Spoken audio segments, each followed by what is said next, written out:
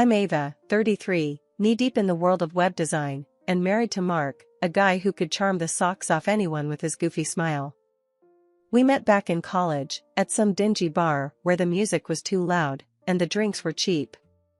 I was trying to drown my exam stress in a pint of the most watered-down beer you could imagine when Mark sidled up, all confidence and bad pickup lines. "You look like you've lost your last friend, can I apply for the position?" he had said, and despite the cheesiness, I laughed. That laugh sealed our fate. Fast forward through years of cramped apartments, late-night takeouts, and dreams bigger than our paychecks, we tied the knot, ready to start a family. But, as it turned out, dreaming was the easy part. Years went by with no baby in sight. Every negative test felt like a punch in the gut, and the silence in our home grew louder with each passing month. Mark tried to keep things light, always the joker, but I saw the strain behind his eyes. "Hey, we still got each other, right? Me, you, and this invisible baby makes 3. He'd jest, trying to wrap me in a hug as I stared off into space, wondering why something that came so easily to others was out of our reach. One chilly morning, feeling off and a bit queasy, I called in sick. Alone, with Mark off to work, I found myself staring at a pregnancy test in the bathroom. "What the heck?" I muttered to myself, the words echoing off the tiles.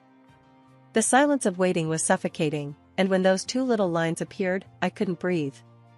"No freaking way," I whispered, my heart slamming against my ribs. I was still staring at the test, disbelief and joy warring in my chest, when Mark came home. He found me on the sofa, the test clutched in my hand like some precious talisman. "What's up? You look like you've seen a ghost," he said, dropping his keys and coming over.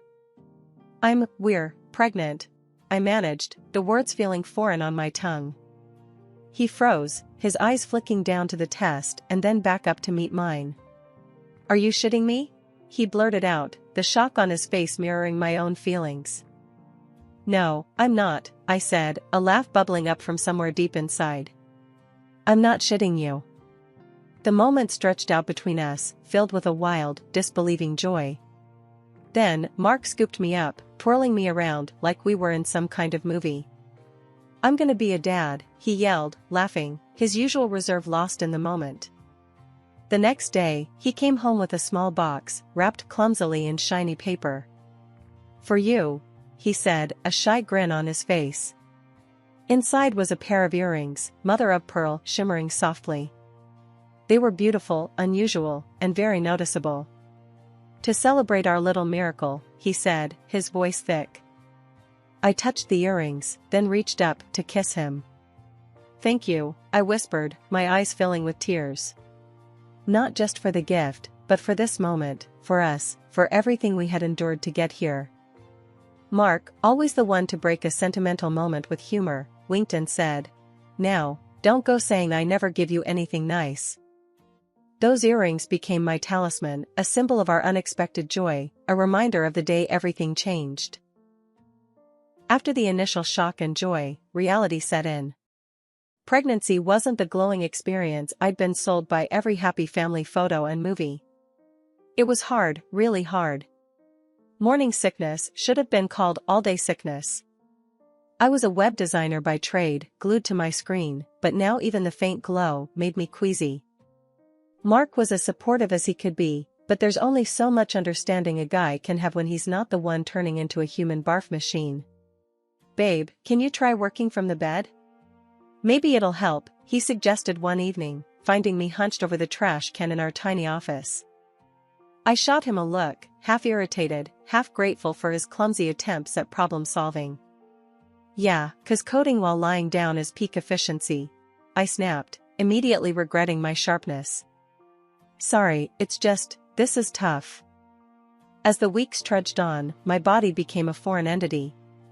I gained weight, my back ached constantly, and I developed a weird aversion to the smell of coffee, which used to be my morning lifeline. Mark tried to help by switching to tea, but he wasn't happy. "This is like drinking sad water," he complained one morning, staring mournfully at his mug. I'd kill for a cup of sad water that didn't make me want to hurl. I retorted, sipping ginger tea that did nothing for my nausea but was supposed to be good for me. Work became my refuge, the one place I felt some control, even as my body rebelled. My manager, seeing my struggle, offered me the chance to work remotely. "Take care of yourself, Ava. We need you at your best, not at your breaking point," she advised over a video call, her face a pixelated mask of concern. "Thanks, I'll try not to code any bugs into the system along with the baby," I joked, grateful for her understanding. Mark was thrilled when I told him about the remote work arrangement. "That's fantastic. You can barf in the comfort of our home now," he said, wrapping me in a careful hug. "Yeah, the glamour is non-stop," I replied dryly, leaning into his warmth. But as the months wore on, the challenges only grew. Every appointment, every ultrasound, was a mix of terror and excitement. Mark was a rock, holding my hand, making bad jokes to the doctors, and promising over and over that he'd be there, no matter what. But as much as Mark was there for me, I couldn't shake the feeling of isolation. My body was doing something miraculous, sure, but it felt more like an alien takeover. I envied women who breezed through pregnancy, who glowed and thrived while I barely survived. One particularly hard day, after a night of no sleep and too much heartburn, I broke down. "I don't know how I'm supposed to do this, Mark. How do women do this more than once? I feel like I'm falling apart." Mark, ever my rock, pulled me close, stroking my hair back from my tear-streaked face. Hey, we'll get through this. You're the strongest person I know. And remember, at the end of this, we get to meet our little alien overlord. That's got to be worth all the sad water and barf, right?" I couldn't help but laugh through my tears. "Yeah, I guess it is." That was our life now, a series of tough days brightened by moments of humor and love. Despite the difficulties, despite the fear and the pain, we were in it together, waiting for the day our lives would change forever. And in those hard, dark moments, that was enough to keep me going. After the baby came, I thought we'd be living in some kind of bliss. But, let me tell you, it was anything but. Our little bundle of joy? More like a tiny tyrant who refused to sleep. Night after night, it was just me, pacing the floor, trying every trick in the book to get him to settle. "Mark? Useless. I've got work in the morning," he'd grumble from under the pillows, as if I was heading off to a spa day instead of logging into my own mountain of work with a side of zombie-like exhaustion. "Great, 'cause apparently I don't work, right?" I'd snap back, bitterness creeping into my voice. It wasn't like my job just paused because I had a baby. Then, just when I thought we were getting the hang of it, life threw another curveball. I was pregnant again. The shock of it nearly bowled me over. "This can't be happening," I whispered to myself, staring down at the test. 2 kids under 2? How were we going to manage? Mark's reaction? "This is great news." He beamed, clearly not the one who'd have to push another human out of his body or juggle meetings with morning sickness. "Great? Mark, we're barely hanging on as it is," I retorted, my stress levels skyrocketing. "We'll manage." "We always do," he said, but his words felt hollow. Easy for him to say. His parents, Diane and Jack, bless them, swooped in like some kind of cavalry. They'd drive in from out of town, armed with casseroles and an eagerness to help. "You kids need a break," they'd insist, taking over with a competence that left me both grateful and a little resentful. Why couldn't it be this easy for us? When our daughter arrived, all those fears and frustrations seemed to melt away, at least for a little while. Holding her, everything just fit. Like she was the piece of our family puzzle we didn't know was missing. "Hello, beautiful," I whispered, tears of joy replacing those of exhaustion. But the reality was, we were in over our heads. Mark was over the moon about our daughter, sure, but his solution to our chaos was to dive even deeper into work. "We need the money," he'd say, a defense that was getting old. "More than we need you?" I'd counter, watching the gap between us grow wider with every late night and missed dinner. His parents became our lifeline, filling in the gaps, supporting us when we were too stubborn to admit we needed it. It was a weird mix of gratitude and guilt, relying on them so much. In those early days, staring down at my daughter's face, I couldn't help but feel a twinge of hope. Maybe, just maybe, we could make this work. But as the sleepless nights stacked up and Mark's presence became more and more like a guest appearance, I couldn't shake the feeling that we were drifting further apart. "Look at her, Mark. She's perfect," I'd say during one of his rare moments at home, hoping to bridge the gap between us. "Yeah, she is," he'd agree, but his eyes were always on the clock, his mind elsewhere. After our second kid came into the picture, things didn't magically get easier like I hoped. Between the sleepless nights and trying to keep up with work, I noticed the pounds piling on. It wasn't just the baby weight anymore, it was stress, lack of sleep, and grabbing whatever I could eat during a rare moment of peace. Mark? He seemed more distant than ever. Where we used to crash on the couch together, exhausted but together, now there was just this cold space. I told myself it was just a phase, that we'd get back on track soon. But deep down, I was worried. His work became his excuse for everything. Late nights, weekends, even business trips that seemed to pop up out of nowhere.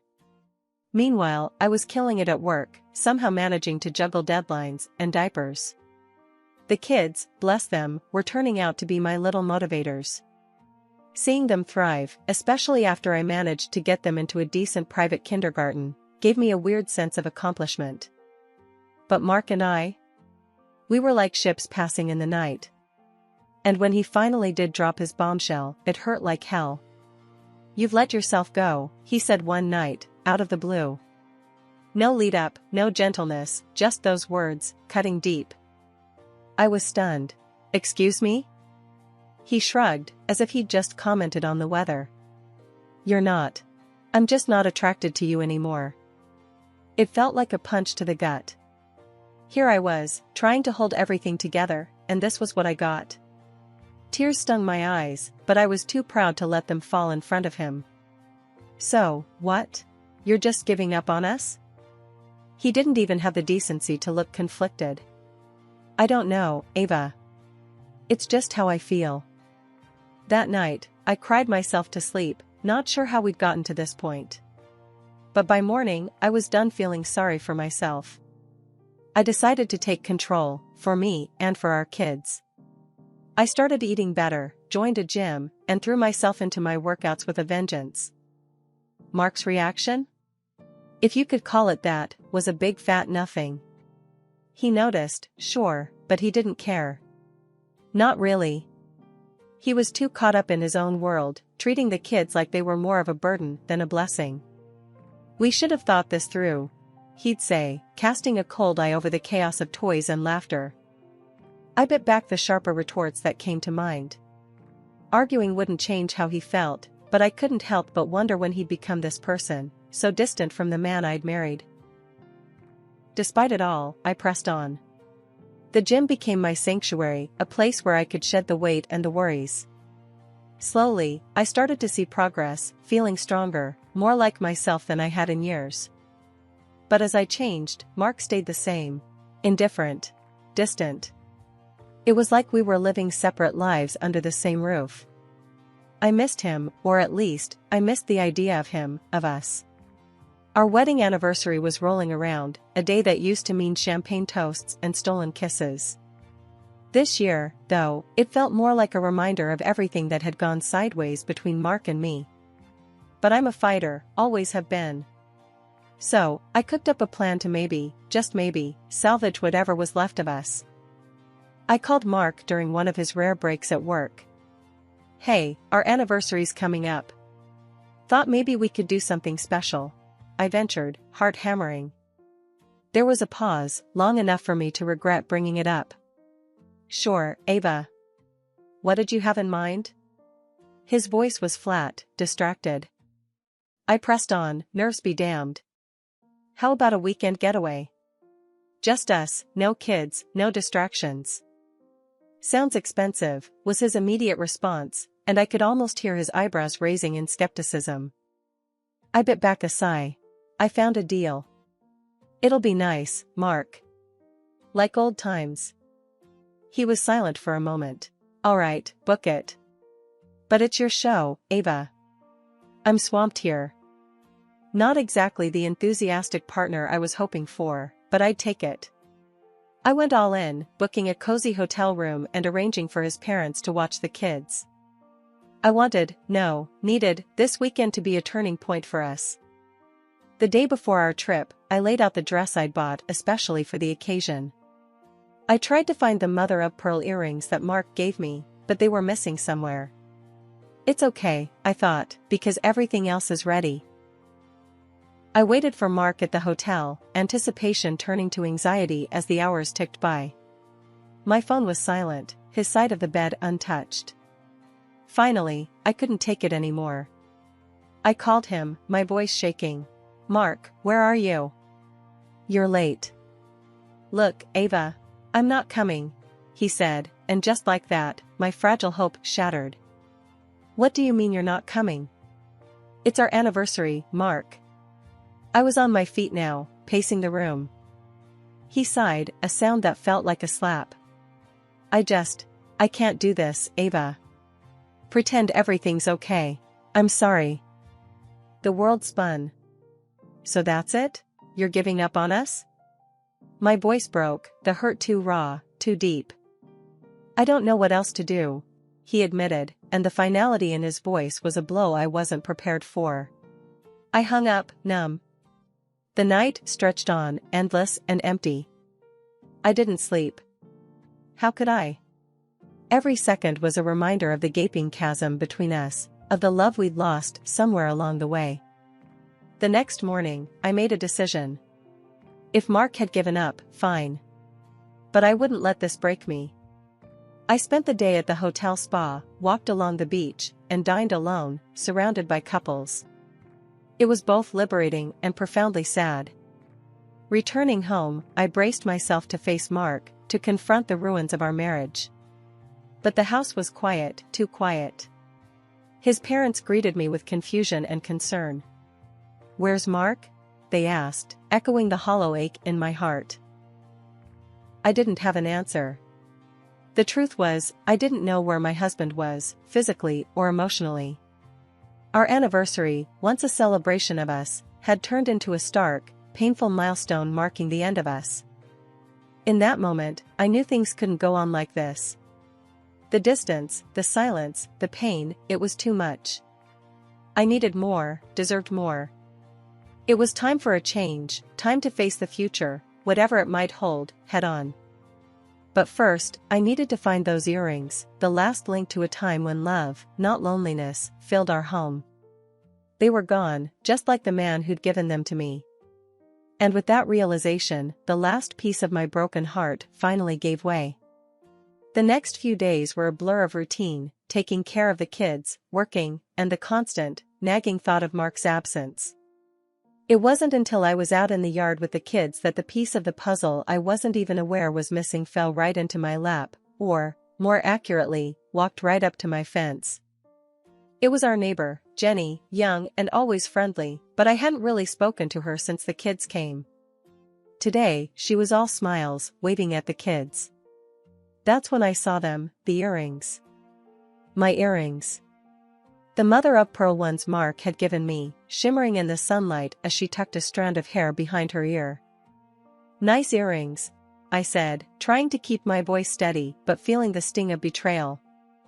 Jenny touched one ear self-consciously. Oh, these? They were a gift from someone special. She stumbled over her words, her face flushing. Someone special, huh? I couldn't hide my skepticism. They look a lot like a pair I used to love. Went missing recently. The conversation was awkward, full of half-truths and dodged looks. It was clear there was something she wasn't saying. Later that evening, I confronted Mark. We need to talk, I started, my voice firm despite the turmoil inside. What's up? He tried to sound casual, but I could see the tension in his posture. It's over, Mark. I'm filing for divorce, I said without preamble, watching his reaction closely. He blinked, taken aback. What? Why? Don't play dumb. I know about Jenny. The earrings, Mark. And everything else. I pressed on, feeling a mix of anger and heartbreak. For a moment, he looked genuinely shocked. But then, his expression shifted to something darker. He laughed, a harsh, angry sound. So, you found out? Yes, I've been seeing Jenny. Gave her those earrings, because I wanted to. I don't care about us anymore, Ava. His words were like a knife. But I was prepared. I want you out, Mark. And I expect financial compensation for your adventures. He exploded at that. Compensation? You won't get a dime from me. That's when I played my final card. Actually, I recorded our conversation just now. Your confession. It'll be more than enough for court. Mark's anger turned to disbelief, then fear. You can't do that. I just did, I said, the finality in my voice marking the end of our marriage and the beginning of my fight for justice. After I decided to file for divorce, things moved quickly. Armed with the evidence of Mark's infidelity, I felt a grim satisfaction knowing I had the upper hand. The court didn't hesitate. They saw right through Mark's excuses and awarded me financial compensation and alimony for the kids. It was a small victory in the grand scheme of things, but it felt significant. Mark's parents, surprisingly, came out firmly on my side. It was a bitter pill for Mark, realizing he'd lost not just his marriage, but the support of his family too. One afternoon, while the kids played in the yard, Mark's mom, Diane, and I sat down for a rare moment of quiet. We're so sorry, dear, she began, her voice thick with emotion. We never raised him to be this way. I nodded, not sure what to say. The betrayal still stung, but seeing them stand by me meant more than I could express. I appreciate you both. The kids love having you around. Diane reached over and squeezed my hand. They're our grandkids. We'd do anything for them. And for you. You're more of a daughter to us now than ever. Life after the divorce wasn't easy, but it was mine. The house felt emptier, yet somehow fuller too.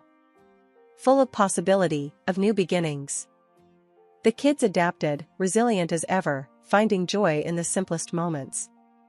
And me? I threw myself into work and motherhood, determined to build a bright future for us. One day, I was at the park with the kids, watching them play, their laughter a balm to my soul, when Diane joined me on the bench. You're doing an amazing job, Ava, she said, her tone sincere. Thanks, Diane. It means a lot, coming from you. We miss you guys when you're not around, I replied, grateful for her and her husband's unwavering support. We wouldn't be anywhere else. Those kids, and you, are our family, no matter what Mark has done, she stated firmly. The conversation shifted to work, to the kids' latest antics, to the future. It was comforting, this new normal we'd established. A testament to the fact that family isn't always defined by blood, but by the bonds you build. As the months passed, I found strength I didn't know I had. The gym became a regular escape, not just for my physical health, but for my mental well-being too. My body grew stronger, and with it, my confidence. Then, one unexpected afternoon, I ran into Mark at a local cafe. The man sitting across from me was a stranger in many ways, worn down by his choices. Ava, you look great, he said, almost in awe. I nodded, polite but distant. Thanks, Mark. How have you been? Struggling, he admitted. Listen, I've been thinking, maybe we could start over? I've changed, Ava. The words hung in the air, a tempting offer to rewind time. But looking at him, I realized I didn't want to go back. I had moved forward, built a life that was whole and happy without him. Mark, I wish you well, I really do. But that part of my life is over. The kids and we're doing great. It's best we keep moving in our own directions, I said, my voice steady. He nodded, disappointment etched on his face. I understand. I miss the family, you know? I know, but we're doing just fine. Take care of yourself, Mark, I replied, standing to leave. Walking away, I felt a surge of empowerment. The encounter, brief as it was, reinforced how far I'd come. I was no longer the woman who waited for her husband to come home. I was Ava, strong, independent, and thriving.